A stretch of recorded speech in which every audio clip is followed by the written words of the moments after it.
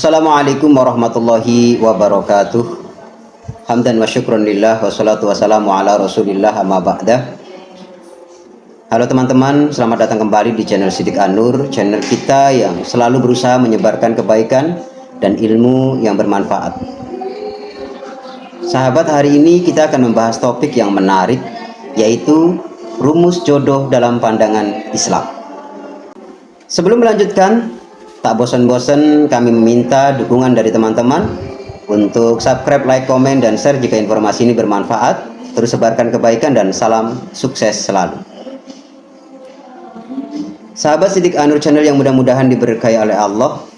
Pertanyaan tentang jodoh seringkali membuat kita penasaran, bukan? Apakah ada rumus khusus untuk petunjuk dari Islam untuk menemukan jodoh yang tepat? Baik, sebelum kita melangkah lebih jauh, ada baiknya kita merujuk pada ajaran yang telah Allah dan Rasulnya sampaikan kepada kita dalam Al-Quran dan hadis. Pertama, mari kita ingat bahwa Allah Subhanahu wa Ta'ala adalah Zat yang Maha Mengetahui. Allah telah menuliskan jodoh kita semua sejak kita diciptakan. Dalam surat Al-A'raf ayat 189, Allah berfirman, "Dialah yang menciptakan kamu dari diri yang satu. Kemudian Allah menjadikan daripadanya istrinya agar dia merasa tenang kepadanya." Dari ayat ini jelas bahwa Allah Subhanahu wa Ta'ala telah menyiapkan satu sosok jodoh kepada kita semua untuk dalam rangka memberikan ketenangan kepada kita, sehingga tujuan daripada pernikahan atau perjodohan adalah memberikan ketenangan kepada kita. Itu yang harus kita pahami. Yang kedua, sahabat, Nabi Muhammad SAW memberikan petunjuk yang sangat berharga terkait jodoh dalam hadisnya. Beliau mengatakan, sebuah hadis yang diriwayatkan oleh Imam Ahmad, beliau bersabda bahwa seorang wanita dinikahi karena 4 perkara. Karena hartanya, karena keturunannya, karena kecantikannya, dan karena agamanya. Maka kata Nabi Muhammad, pilihlah yang memiliki agama, niscaya kamu akan beruntung.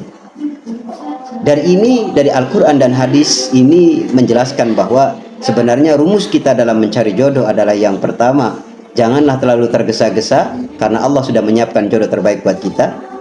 Dan tersirat dalam ayat itu adalah jodoh yang paling tepat adalah siapapun dari calon kita yang memberikan ketenangan kepada kita. Itu adalah yang pertama. Yang kedua, dari Nabi mengatakan bahwa pilihan perempuan untuk dinikahi itu ada 4, dan ternyata yang paling utama adalah yang dinilai agamanya. Agama itu dalam artian perspektif agama, dia mempunyai akhlak yang bagus, menjalankan perintah-perintah Allah dengan baik, menjauhi larangan-larangan Allah dengan baik. Sahabat yang mudah-mudahan dirahmati Allah, sebenarnya rumus jodoh itu tidak bisa memakai logika, tidak bisa kita pikirkan, akan tetapi rumus jodoh yang sebenarnya itu dipakai dengan menggunakan iman dan ketaatan kita.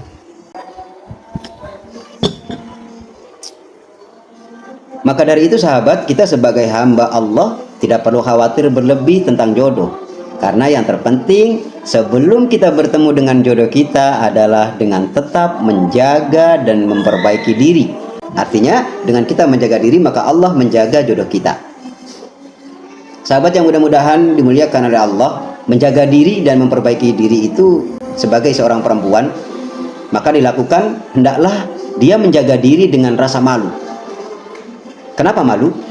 Karena rasa malu itu adalah mahkota bagi perempuan.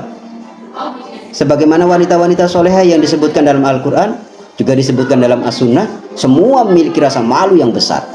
Jadi perlu diingat, rasa malu itu adalah mahkotanya perempuan yang luar biasa. Sehingga dengan dia mempunyai rasa malu, berarti dia membangun mahkotanya sebagai putri. Kenapa rasa malu itu sangat diutamakan kepada perempuan? Karena tentunya dengan rasa malu itu perempuan akan menjaga dirinya, menutup auratnya, membatasi pergaulannya, tidak berlebihan juga dalam bersikap dan berbicara. Kenapa? Karena dia memiliki rasa malu. Sahabat yang mudah-mudahan dimuliakan oleh Allah, sedangkan bagi laki-laki, cara memperbaiki diri dan menjaga untuk mendapatkan jodoh yang terbaik buat kita adalah menjaga perempuan-perempuan yang ada di sekeliling kita dan orang yang kita kenal. Maksudnya bagaimana? Dengan kita menjaga sikap tidak memperlakukan perempuan seenaknya, berarti kita sama saja menjaga jodoh kita yang akan disiapkan oleh Allah. Dengan bagaimana? Sebagaimana cerita Nabi Musa alaihissalam dengan calon istrinya yang bertemu di sebuah oasis padang pasir pada saat itu. Nabi Musa alaihissalam saat itu melarikan diri dari Mesir, dan beliau dengan tanpa sengaja melihat pengembala sedang mengantri pada sebuah sumber air untuk memberikan minum kepada ternak-ternaknya. Akhirnya dari rombongan itu Nabi Musa alaihissalam melihat dua sosok perempuan yang sedang mengantri untuk mengambil air yang dijadikan sebagai minum untuk hewan ternaknya. Akhirnya merasa prihatin, Nabi Musa alaihissalam pun mendatangi mereka dan bertanya perihal yang bisa dia bantu. Lalu kedua perempuan itu pun menjawab bahwa mereka sedang mengantri air karena mereka mempunyai orang tua yang sudah sepuh. Mereka mempunyai orang tua yang tidak mampu lagi untuk memberikan aktivitas seperti itu, sehingga mereka menggantikannya. Dan ternyata perempuan itu kakak beradik. Sahabat yang mudah-mudahan dimuliakan oleh Allah, setelah selesai kedua perempuan itu pun pulang, dan Nabi Musa pun kembali mencari tempat berteduh untuk beliau beristirahat. Dalam kelelahannya, beliau Nabi Musa alaihissalam ternyata didatangi oleh dua perempuan tadi. Sangat terkejut, sangat kaget dengan menjaga sikapnya Nabi Musa alaihissalam, menanyakan perihal apa mereka datang kepadanya. Ternyata dua perempuan itu membawakan satu undangan dari orang tuanya untuk mengundang Nabi Musa datang ke rumahnya demi memberikan ucapan terima kasih kepadanya karena telah menolong anaknya dalam mengantri tadi mengambil air. Dengan menjaga sikap yang sangat luar biasa dan menghormati perempuan tersebut, akhirnya Nabi Musa pun memenuhi undangan tersebut untuk mampir di rumah itu. Sahabat yang mudah-mudahan dimuliakan oleh Allah, singkat cerita, Nabi Musa bertemu dengan ayah dari kedua perempuan tadi dan memohon kepada Nabi Musa alaihissalam untuk memilih salah satu dari putrinya dengan tujuan agar bisa membantu dirinya dalam beraktivitas. Dan akhirnya salah satu dari putri tersebut dipilih oleh Nabi Musa alaihissalam untuk dijadikan sebagai istri. Sahabat, cerita ini sesungguhnya telah diabadikan oleh Allah Subhanahu wa taala dalam Al-Qur'an, sehingga dari kisah ini Nabi Musa alaihissalam ini dapat kita ambil pelajaran bahwa menjaga diri dapat mempertemukan seseorang dengan jodohnya. Ingat, menjaga diri dapat mempertemukan dia dengan jodohnya yang disiapkan oleh Allah untuk kita, jodoh terbaik. Dari kisah ini digambarkan bahwa dengan saling menjaga diri, Allah memberikan mereka jalan untuk jodoh. Maka tidak usah khawatir karena jodoh tidak akan kemana. Sehingga jangan tergesa-gesa, Allah telah menyiapkan jodoh yang terbaik buat kita. Sahabat yang mudah-mudahan dirahmati Allah, dari beberapa petunjuk ini kita dapat menyimpulkan bahwa dalam mencari jodoh, agama merupakan faktor utama yang harus kita utamakan. Maka kesamaan keimanan itu wajib kita perhitungkan untuk jodoh kita.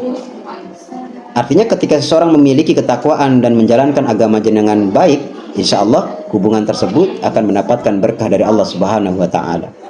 Namun sahabat, bukan berarti kita tidak perlu melakukan upaya atau usaha dalam mencari jodoh, bukan hanya diam saja. Kenapa? Karena Allah memberikan satu kepastian berdasarkan dzanni abdi, berdasarkan prasangka dari hambanya.